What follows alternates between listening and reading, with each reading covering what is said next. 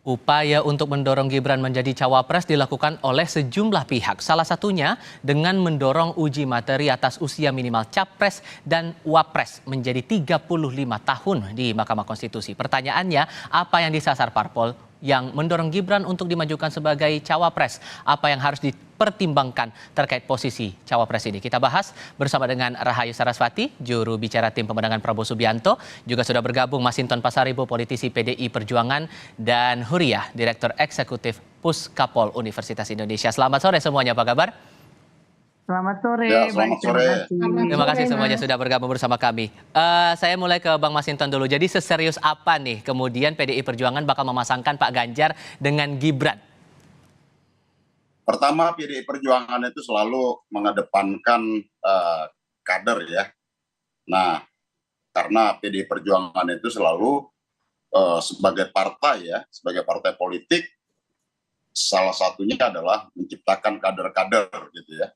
Sebagai kawah candra di muka pengkaderan itu ya partai politik salah satunya. Nah, maka PDI Perjuangan selalu mengedepankan ya dan selalu mempertimbangkan aspek untuk mendorong kader partai sendiri. Nah, tentu ini terkait masalah syarat usia calon presiden dan calon wakil presiden ya. Nah, karena itu syaratnya sedang diajukan uji materi ke Mahkamah Konstitusi. Nah, tentu ya meskipun ini sebenarnya adalah domain pembentuk undang-undang, tapi jika kemudian Mahkamah Konstitusi memutus syarat usia calon presiden dan calon wakil presiden itu di bawah 40 tahun ya, sepanjang memenuhi syarat, tentu dari beberapa kader-kader PDI Perjuangan tentu akan menjadi bahan pertimbangan. Termasuk Gibran di sini? Ya, sepanjang nanti umpama syarat undang-undangnya terpenuhi gitu ya. Nah, jadi sebagai partai politik tentu kami pastilah mengedepankan kualitas dan kemampuan dari kader kami sendiri seperti itu. Jadi peluangnya ini serius begitu ya, memasangkan atau menjadikan Gibran sebagai bakal cawapresnya Pak Ganjar ini sudah serius tahapannya ya? Ya, ini kan sebagai bahan pertimbangan lah kan gitu ya. Belum tentu diputuskan juga, tapi tentu akan dipertimbangkan siapa-siapa nanti kader yang memenuhi syarat dalam pencalonan calon presiden dan calon wakil presiden nantinya, seperti itu. Oke, tapi secara kompetensi menurut Anda Gibran ini sudah pas, sudah sesuai, sudah cocok belum untuk dengan statusnya sebagai bakal calon wakil presiden? Ya, kalau syarat ya dan kemudian kemampuan apa segala macam, ya saya rasa dengan bekal pengalaman sebagai wali kota Solo ya tentu sedikit banyak sudah ada pengalaman lah dalam memimpin birokrasi pemerintahan seperti itu. Bagaimana juga selain memimpin birokrasi pemerintahan ya juga memimpin masyarakat seperti itu. Jadi ya kader itu ya jam terbang pengalaman itu juga akan menjadi pertimbangan. Baik. Oke, Pak Prabowo juga membuka atau memperhitungkan juga nama Gibran nih Mbak Saras. Tapi kan di sisi lain kita tahu bahwa Gibran ini sebagai kader PDI Perjuangan. Memang apa menariknya sosok Gibran ini di mata Gerindra? Dari awal Pak Prabowo sudah menyatakan juga waktu ditanya bahwa semua tokoh, semua nama, semua putra-putri terbaik bangsa pasti akan menjadi bahan pertimbangan kita. Dan dimaksud kita itu bukan hanya Pak Prabowo, tapi juga tentunya semua partai koalisi. Ya kan sekarang istilahnya sudah ada koalisi kami, sudah ada Golkar, PAN, PKB, Gerindra. Saya yakin bahwa semua pasti akan mengajukan putra-putri terbaiknya. Kalau soal Gibran ya tentunya kita tidak bisa terlalu berandai terlalu jauh karena masih ada persoalan undang-undang yang berlaku di mana beliau masih belum memenuhi persyaratan usia. Jadi kalau misalkan kita bicara tentang beliau secara pribadi, saya yakin kita semua mengakui beliau sebagai kader PDI Perjuangan yang muda tapi cukup berhasil sebagai wali kota Surakarta atau Solo. Jadi kita harus bisa mengakui kemampuan dan juga kekuatan dari masing-masing putra-putri terbaik bangsa ini. Jadi sudah cukup menurut Anda dengan posisi sebagai wali kota Solo untuk menjadi bakal cawapres sudah cukup untuk Gibran ini? Kalau itu nanyanya secara pribadi atau saya Iya, sebagai kalau dari pendapat Gerindra sendiri sih itu, di posisi Gerindra begitu.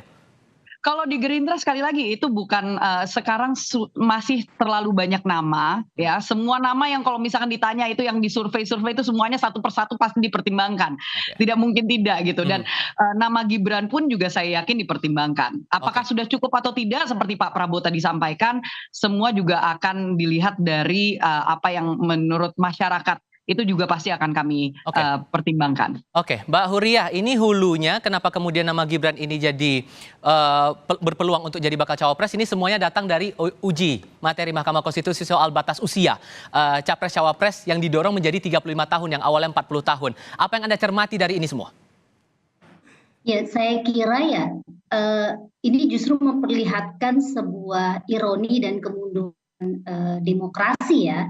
Ketika kemudian kita melihat bahwa undang-undang gitu ya bisa diubah hanya untuk memenuhi gitu hasrat para politisi dan partai politik yang ingin mengusung winning candidate.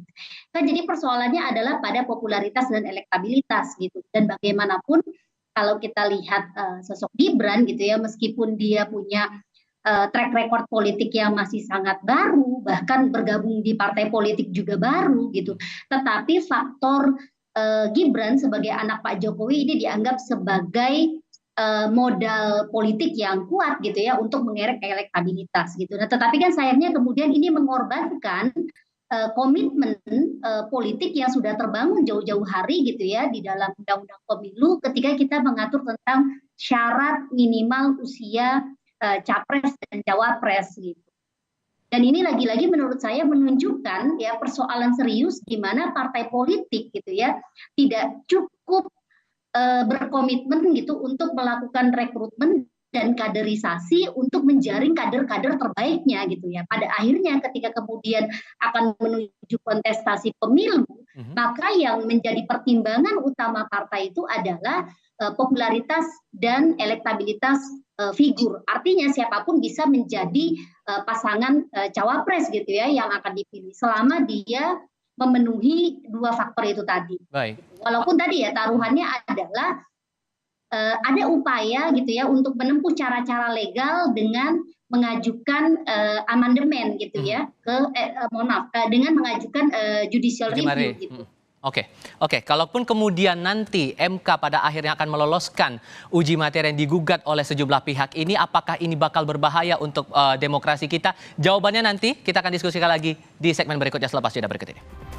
Kembali kami lanjutkan diskusi dalam Kompas Petang, Saudara. Nah, Mbak Masinton, tadi ada pandangan dari Mbak Huriah, uji materi dalam terkait dengan usia batas capres-cawapres ini di MK malah jadi kemunduran demokrasi kalau ujung-ujungnya malah tujuannya demi mencalonkan nama Gibran Rakabuming Raka sebagai bakal cawapres. Komentar Anda?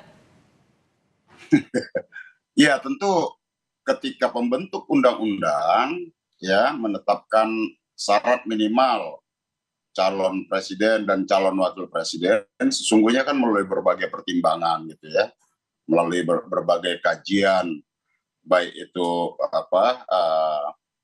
pertimbangan psikologi, pengalaman, kematangan dan lain-lain. Nah, sesungguhnya bagi kami berpandangan kami tidak akan mengajukan judicial review karena apapun kami adalah bagian dari yang ikut menyetujui itu tentu dengan berbagai pertimbangan-pertimbangan tentunya begitu ya. Kenapa kemudian syarat usia calon presiden dan calon wakil presiden itu minimal 40 tahun. Jadi baik secara psikologi, secara kematangan gitu ya, karena kita ini kan bangsa yang sangat majemuk, diperlukan pengalaman-pengalaman di sana. Nah, tentu bagi kami adalah bagaimana menjaga dan merawat keindonesiaan ini. Nah, tentu kami juga berharap bahwa MK mengembalikan ini kepada pembentuk undang-undang sebagai open legal policy itu. Kalaupun kemudian nanti MK memutuskan untuk meloloskan uji materi ini, mengabulkan uji materi ini, dan kita juga dengar tadi bahwa Prabowo Subianto, Ketua Umum Partai Gerindra, membuka peluang nama Gibran ini menjadi bakal cawapres untuk dirinya, PDIP rela nggak tuh? Tentu kalau kami ya, yang kami kedepankan adalah aspek pertimbangan kader partai politik. Maka sebagai partai politik tentu tugas kami adalah menciptakan kader-kader seperti itu.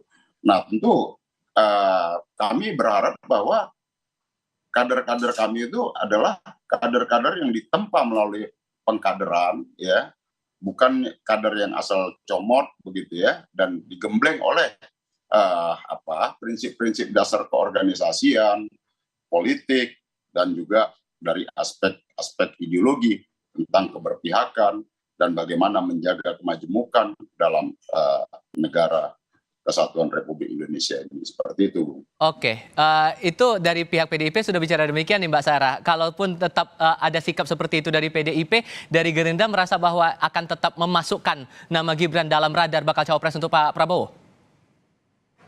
Bagi kami semua putra-putri terbaik pasti harus masuk ke dalam radar. Ini bukan persoalan kepartaian, bahkan kita melihatnya kalau kepartaian itu pasti dari segi koalisinya ya. Kalau misalkan koalisinya semuanya menyepakati untuk mendorong satu sosok siapapun itu, ya itu harus menjadi bahan pertimbangan. Dan itu sampai saat ini nama pun juga masih sangat banyak.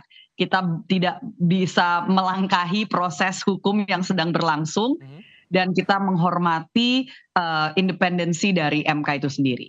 Oke, apakah kemudian nama Gibran masuk dalam radar bacawa presnya untuk Pak Prabowo ini sebagai bentuk untuk menarik dukungan dari para pendukung Jokowi dalam beberapa pilpres sebelumnya nih, Mbak?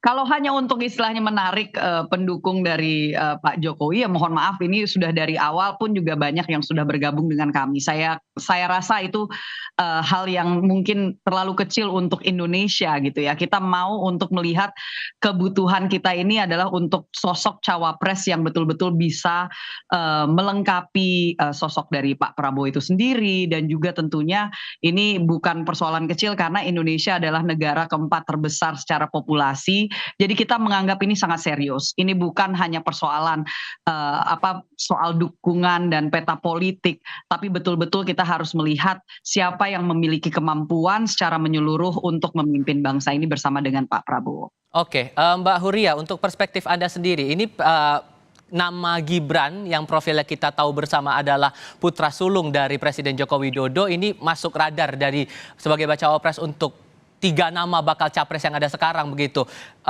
Menurut Anda ini sehat tidak setelah nama ayahnya Presiden Joko Widodo menjadi presiden untuk 2 periode? Iya, tadi kan Bang Masinton kan bilang ya bahwa undang-undang pemilu itu kan sebenarnya open legal policy gitu ya. Jadi artinya ketika kemudian ini melalui MK ini sebenarnya sudah menunjukkan gitu ya, ada cara-cara legal gitu menggunakan mekanisme demokratis yang sebenarnya ditujukan untuk kepentingan atau agenda yang tidak demokratis gitu ya. Saya melihat pencalonan Gibran yang terlalu dini, yang bahkan sebenarnya gitu ya menyalahi aturan undang-undang yang berlaku saat ini, itu menunjukkan bahwa komitmen partai politik gitu ya untuk mematuhi demokrasi sebagai aturan main yang berlaku, untuk mematuhi undang-undang pemilu yang juga sudah disepakati oleh partai-partai politik di DPR gitu ya. Ini menunjukkan komitmen mereka lemah gitu ya. Artinya siapapun yang kemudian bermain gitu ya di isu soal pencalonan politisi yang tidak memenuhi syarat, ini adalah upaya untuk menjauhkan gitu ya prinsip-prinsip demokrasi yang sudah kita sepakati bersama gitu. Hal yang lain juga ini sebenarnya menunjukkan ada tren politik dinastik yang semakin menguat dan mengkarakterisasi politik elektoral kita. Kita punya pemilu gitu ya yang seolah-olah demokratis di mana masyarakat nantinya bisa memilih langsung gitu ya. Tetapi arena kompetisi di pencalonan itu justru dipersempit gitu ya oleh partai politik dengan itu tadi menyiasati aturan main, atau misalnya mempersempit arena kompetisi gitu ya untuk calon-calon atau kader-kader yang sebenarnya punya potensi, punya rekam jejak gitu ya, jauh lebih berpengalaman gitu ya dari politisi yang baru gitu ya seperti Gibran. Saya jadi mau berkomentar nih sebagai politisi muda. Singkat saja. Silakan. Menurut saya juga ini sebenarnya salah satu contoh kenapa kita perlu sebagai tolong diingat 53% populasi Indonesia saat ini adalah generasi milenial dan Gen Z. Artinya 17 sampai 40 tahun itu masuknya di situ. Jadi ini sangat disayangkan kalau misalkan apa yang diajukan ke MK sebagai salah satu proses demokrasi yang dilakukan secara sesuai dengan hukum loh. Ini sesuai dengan hukum diajukan oleh politisi-politisi muda yang ingin melihat Indonesia ini juga bisa membuka peluang untuk politisi muda bisa maju. Itu bukan berarti mereka akan terpilih, tetapi tolong diingat Finlandia pun juga sudah pernah punya Perdana Menteri usia 34 tahun perempuan. Gitu. Jadi ini sangat disayangkan kalau misalkan hal yang sebenarnya kita bicara demokrasi yang bisa dibuka untuk publik untuk seluas-luasnya hanya dikecilkan kepada isu satu orang. Terakhir untuk Anda Bang Masinton, tapi juga ada rambu-rambu yang diberikan oleh Ketua DPC Solo nih, FX Rudi Rudiatmo, mengingatkan Gibran untuk mempertimbangkan matang-matang lah kalau ada ajakan untuk jadi bakal calon wakil presiden. Gimana menangkapnya kemudian? Ya tentu sebagai sahabat ya dan sesama kader, apalagi itu disampaikan oleh Mas Rudi sebagai Ketua DPC. Berdasarkan ya beliau kan menyampaikan ada pengalaman, ada fakta-fakta sebelumnya gitu ya, pengalaman sebelumnya. Nah itu kan bentuk kecintaan beliau gitu, sehingga supaya dipertimbangkan ya agar tidak mengalami kegagalan. Kira-kira seperti itu. Tentu sesama kader ya pasti kita saling mengingatkan seperti itu. Bang Masinton terima kasih, Mbak Saras terima kasih, Mbak Huria juga terima kasih sudah berdiskusi bersama kami hari ini. Sehat selalu semuanya, selamat sore.